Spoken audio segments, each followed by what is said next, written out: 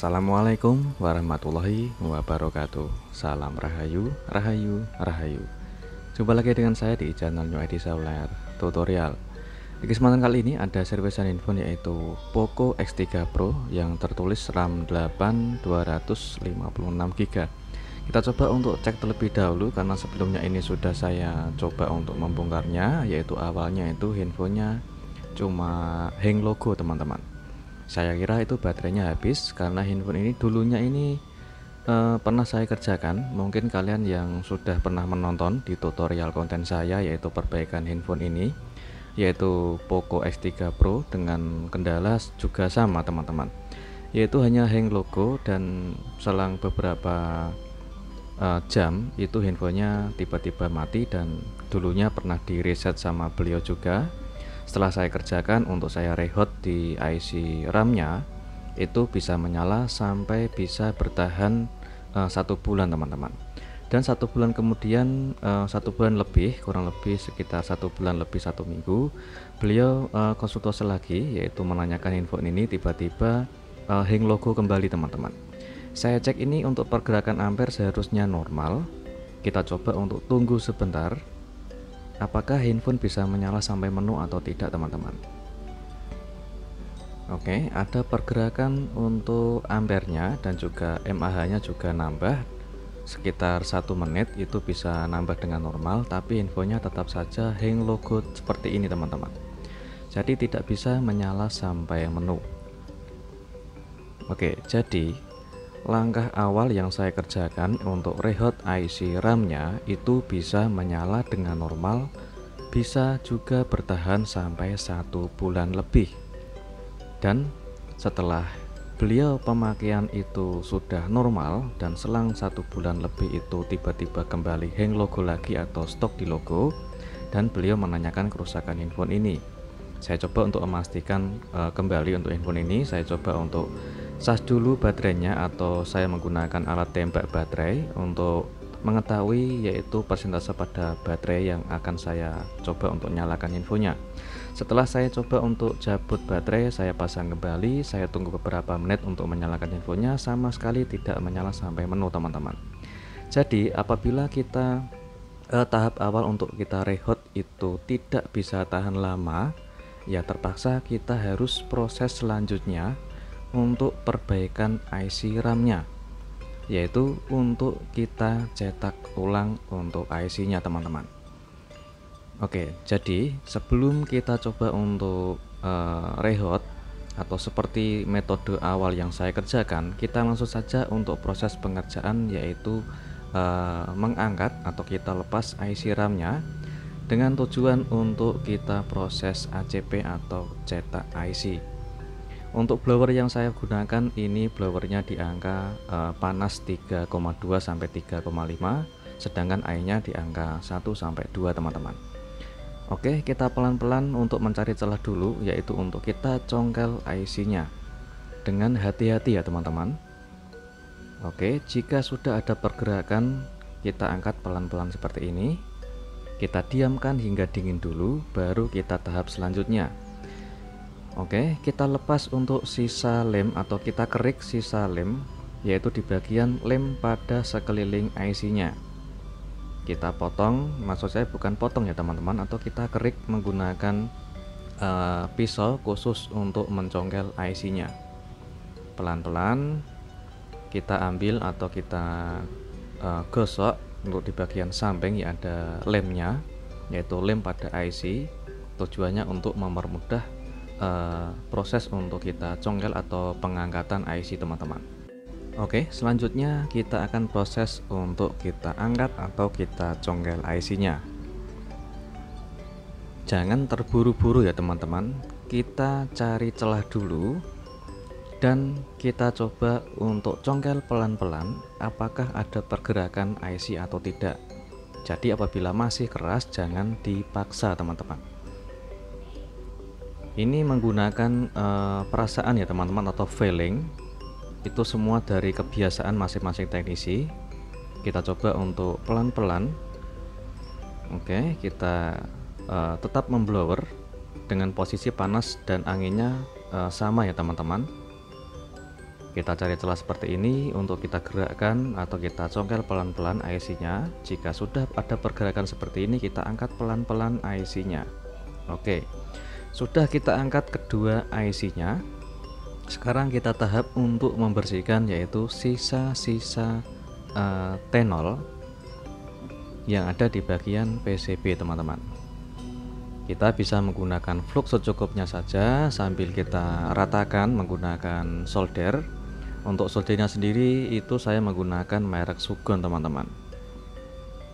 Oke, pelan-pelan untuk kita ratakan, dan kita bisa menambahkan flux dan juga menambahkan T0 cair atau T0 pasta.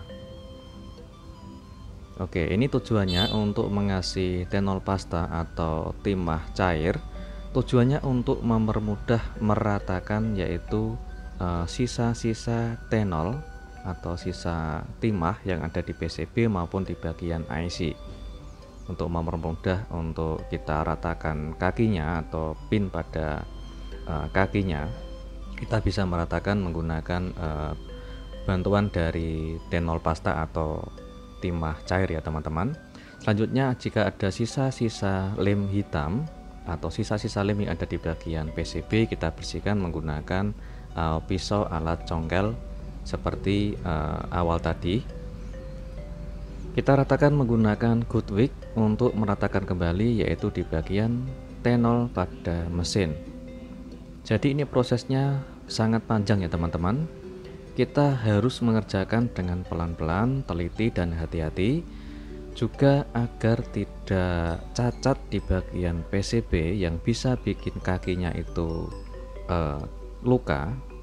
Kita bisa mengerjakan dengan pelan-pelan saja menggunakan alat good wick dan juga alat bantu seperti timah cair atau T0 pasta untuk mempermudah meratakan sisa T0 nya.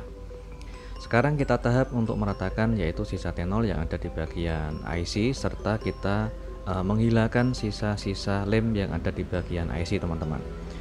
Kita gunakan blower sebagai alat bantu sambil kita kerik seperti ini, pelan-pelan saja.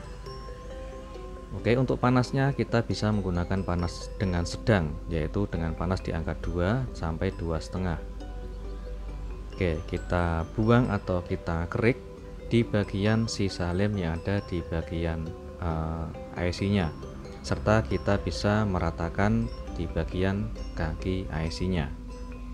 Oke, jika sudah rata kita balik dan kita ratakan yang ada kaki IC di sebaliknya. Kita tambahkan T0 pasta dan kita ratakan menggunakan solder sambil kita kerik kembali, yaitu sisa-sisa lem yang ada di bagian IC-nya. Untuk panas blower kita bisa menggunakan panas di angka 2 sampai 2,5 sebagai alat bantu untuk meratakan, yaitu kaki-kaki dan juga membersihkan sisa-sisa lem yang terdapat di bagian IC-nya. Kita ratakan kembali menggunakan good wick di bagian IC kakinya. Oke, jika sudah selesai kita balik dan kita ratakan kembali menggunakan good wick agar tujuannya kaki IC-nya bisa bersih dan sama rata, teman-teman. Kita tambahkan lagi, yaitu menggunakan T0 pasta atau timah cair. Sambil kita blower seperti ini, kita tambahkan flux sedikit dan sambil kita ratakan menggunakan pisau alat congkel.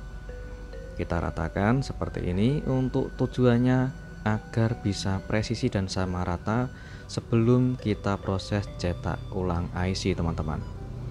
Jadi tujuannya agar posisi kaki itu sama rata dan juga kondisi IC-nya benar-benar bersih, tidak ada sisa lem. Oke, kita lanjut untuk posisi di bagian IC yang satunya, kita ratakan menggunakan good wick seperti awal tadi. Oke, kita bersihkan menggunakan tisu kering, atau kita bisa nambahkan tisu sambil kita kasih cairan thinner ya, teman-teman. Tujuannya agar kakinya itu benar-benar bersih sebelum kita cetak ulang. Jika sudah bersih, kita lanjut untuk mengambil cetakan. Kita presisikan seperti ini hingga benar-benar presisi, jangan terlalu buru-buru. Jika sudah benar-benar presisi seperti ini, kita tambahkan T0 pasta atau timah cair. Kita bisa keringkan dulu untuk tenolnya agar tidak seperti bekas dari sisa fluk ya teman-teman. Jika sudah kita ratakan menggunakan timah cair, kita gunakan blower seperti ini dengan panas sedang, yaitu 2 atau 2,5. Kita presisikan dulu seperti ini sambil kita tekan menggunakan pinset untuk cetakannya. Jangan sampai bergerak ya teman-teman, kalau bergerak nanti bisa menyebabkan cetakan tidak bisa rata. Jika sudah selesai, kita angkat untuk IC-nya. Oke, ini adalah hasilnya. Kita tambahkan untuk fluk sedikit dan kita blower sebentar. Tujuannya agar bisa presisi dan juga sama rata untuk kakinya setelah kita selesai mencetaknya. Oke, untuk panas blowernya ukuran sedang ya teman-teman, panasnya di angka 2,5. Setelah kita selesai mengerjakan cetak ulang di bagian bawah, sebaliknya kita coba untuk bersihkan yang selanjutnya. Di baliknya ini ada sisa-sisa lem, kita bersihkan menggunakan solder. Oke, dengan hati-hati. Kita bisa menggunakan tatakan seperti tisu ya teman-teman, yaitu tujuannya agar tidak merusak IC. Dan kita ratakan kembali menggunakan good wick untuk menghilangkan sisa-sisa lem dan juga meratakan sisa-sisa tenolnya. Selanjutnya kita bisa tambahkan untuk tenol cair atau tenol pasta, dan kita gunakan fluk sedikit. Kita ratakan menggunakan blower seperti ini sambil kita ratakan menggunakan pisau. Oke, harus benar-benar rata dan presisi, dan juga sisa-sisa lemnya usahakan benar-benar bersih teman-teman. Jika sudah selesai, kita ratakan kembali menggunakan solder.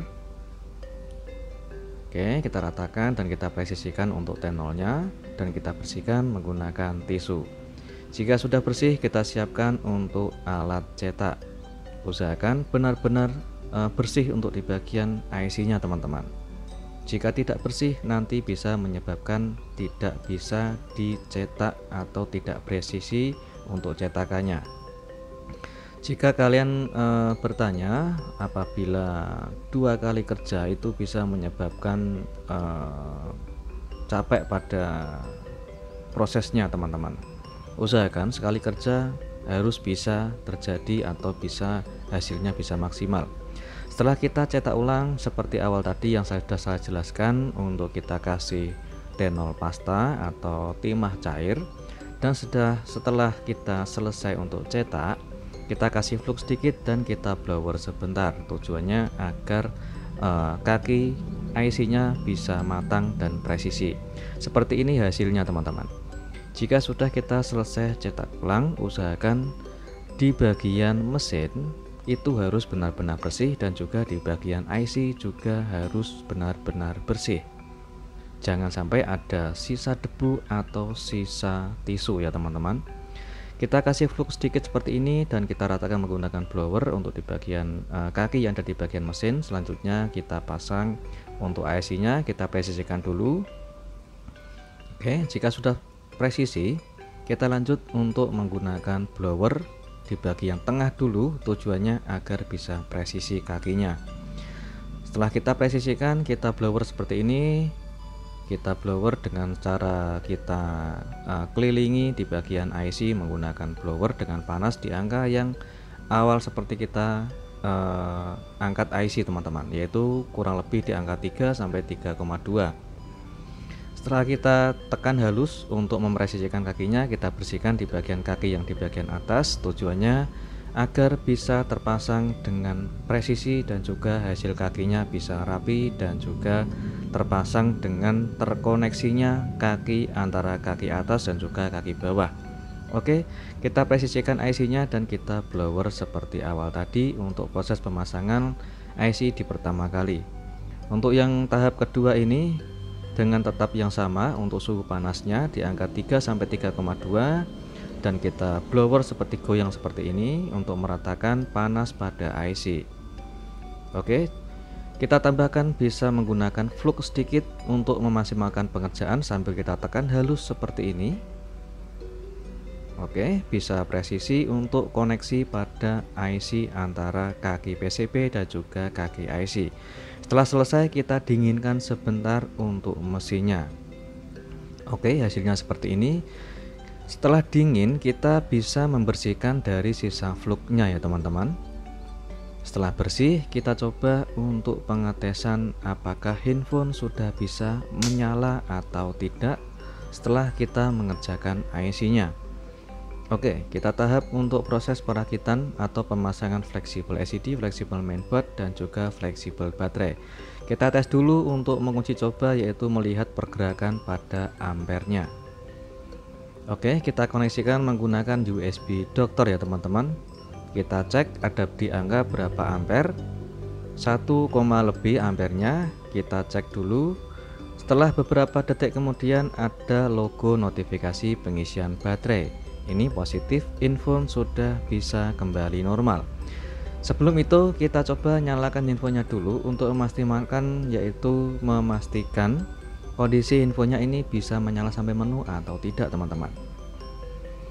Alhamdulillah sudah bisa loading di MIUI, dan alhamdulillah sudah keluar wallpaper, sudah masuk menu, tapi sayang sekali ada passwordnya. Kita tes dulu menggunakan panggilan darurat untuk menguji coba touchscreen bisa berfungsi dengan normal, dan kita matikan infonya karena masih ada passwordnya, jadi kita tidak bisa pengetesan secara luas teman-teman. Kita lanjut untuk pembugaran lagi, yaitu melepas fleksibelnya. Kita angkat mesinnya. Kita lanjut untuk proses tahap, yaitu merapikan pada IC. Kita rapikan atau kita buang sisa sisa dari penutup kaleng, dan kita gunakan thermal pasta. Ini tujuannya untuk pendingin IC teman-teman. Oke, jika sudah kita kasih pendingin IC, kita kasih segel garansi, dan kita lindungi menggunakan solasi kuning atau solasi anti ground atau solasi anti panas. Oke, jika sudah kita rapikan mesinnya seperti ini, kita bisa melanjutkan untuk proses perakitan, yaitu perakitan total mulai dari awal pemasangan. Kita pasang kembali untuk di bagian kamera belakang dan juga kamera depan. Ini kameranya agar tidak kotor atau tidak kemasukan debu, kalian bisa menggunakan solasi kuning sebagai pelindung kamera. Tujuannya agar hasil kameranya tetap bersih dan jernih dan tidak merusak di bagian modul lensa kameranya. Kita pasang kembali untuk skrup dan juga di bagian fleksibel LCD, fleksibel mainboard, fleksibel sidik jari, dan juga fleksibel baterai sama switch kabel antena. Kita lepas untuk pelindung kameranya dan kita pasang kembali untuk penutup mesin, dan kita pasang skrupnya. Oke, jika kita sudah selesai perakitan, kita kasih segel garansi dan kita gunakan lem untuk proses pemasangan backdoor atau tutup belakang teman-teman. Oke, kita kasih lem secukupnya saja untuk kita proses pemasangan tutup belakang atau backdoornya. Kita pasang seperti ini sambil kita menunggu lemnya kering. Kita bisa sambil tes fungsi dari handphonenya setelah kita selesai perakitan. Kita koneksikan lagi untuk menggunakan charger untuk memaksimalkan pengerjaan dan juga memastikan kondisi persentase baterainya ini bisa mengisi dengan normal atau tidak. Setelah kita tes menggunakan charger itu masih bisa berfungsi dengan normal dan bisa nambah dengan normal untuk persentase baterainya, sambil kita coba untuk menyalakan handphonenya. Oke, handphone sudah benar-benar bisa menyala sampai menu dan bisa loading, sambil kita gunakan gelang karet untuk memaksimalkan pengaliman atau pemasangan backdoornya. Handphone sudah bisa menyala sampai menu ya teman-teman, tapi sayang sekali ada passwordnya. Yang penting handphone bisa menyala sampai menu dan sudah kembali normal. Tinggal kita pengecekan secara maksimal dulu sebelum kita selesaikan pengerjaan. Kita cek fungsi dari pengisian daya. Isi daya cepat sudah keluar notifikasi fast charging atau isi daya cepat. Jadi masih support untuk pengisian daya cepat. Sekarang kita lanjut untuk proses pengecekan ulang setelah selesai perakitan ya teman-teman. Untuk pemasangan backdoor dan juga sudah selesai perakitan, kita cek ulang lagi. Alhamdulillah untuk handphonenya masih bisa menyala dengan normal. Selanjutnya kita tes fungsi dari kuota data internet atau data seluler, WiFi, dan juga Bluetooth. Alhamdulillah sudah bisa berfungsi dengan sangat normal kembali, dan semoga apa yang saya kasih tips untuk perbaikan IC RAM dan tata cara untuk proses perbaikannya, semoga bisa bermanfaat dan bisa tambah wawasan untuk kalian semua. Jumpa lagi di tutorial berikutnya. Assalamualaikum warahmatullahi wabarakatuh.